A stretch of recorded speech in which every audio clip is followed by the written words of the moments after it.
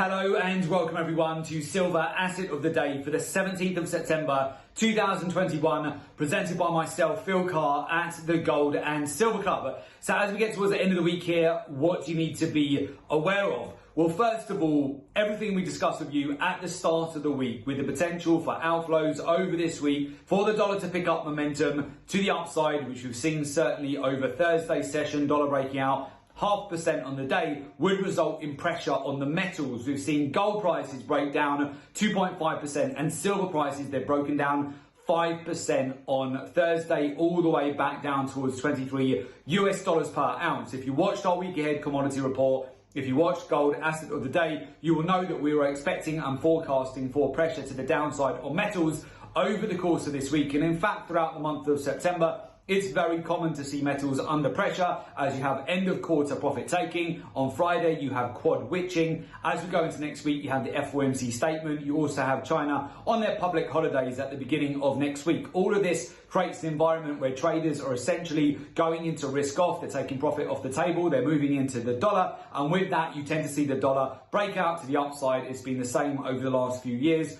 Over the month of September, markets move into risk off. That creates pressure on the downside on the metals here. So the good news being that, of course, if you're aware of this, you then make sure that you bank your profits on the metals, that you go potentially long the dollar or you short the metals to take advantage of this cycle that we've seen time and time again at this time of year. As we discussed with you at the beginning of this week, we're positioned for the long on the dollar here, and we've also made sure that we've banked into strength, particularly on copper, banking 1,500 points just on Friday there, making sure that we've locked in on strength, and we've essentially booked for every one lot there $15,000 of profit, and for every 10 lot trade, $150,000 of profit on those 5 copper positions. So as it stands now, as we get towards the end of the week, what do you need to be aware of?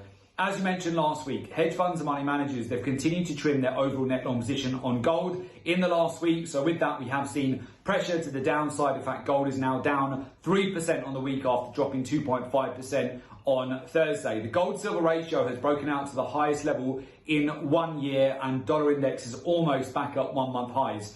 Expectation going into next week is that we could see more of this in the lead up to the FOMC statement, which is next Wednesday. We also have end of quarter profit taking, which will likely accelerate as we go into next week. As I mentioned on Friday, you've got quad witching, the closing out of many contracts which will expire on Friday. That again creates a scenario where the dollar often picks up momentum to the upside, and you have China on their public holidays at the beginning of next week, which means thinner liquidity and the potential for more exaggerated moves in the market going into next week as well. So as long as you're aware of all of that, that will help you massively to capitalize on these moves. And again, this comes down to research, statistics, data, being aware of the daily, the weekly, the monthly cycles in the market, knowing how the hedge funds and money managers are positioned to. Overall, hedge funds and money managers, they've increased their overall net long position on the dollar by 8% in the last week. And we've seen a lot of that play out with the dollar breaking out to 1 month highs. Alongside that, of course, you want to be aware of the intermarket correlations, the ratios in the market. Be aware of sentiment, which has dropped quite significantly recently on the metals. We've seen sentiment increase to the upside on the dollar as of late, which has also helped that breakout to the upside. Alongside that, of course, you do want to be aware of key areas of liquidity and, of course, utilize market intelligence data and how the hedge funds and money managers are positioned in the market. That will help you massively to get an edge. So with that, if you would like to join our community of successful traders, learn the research-driven approach to the market, and join our professional mentorship program, there is an opportunity for you to do so. Just make sure you click on the link below today's report in order to make an application to join our professional mentorship program.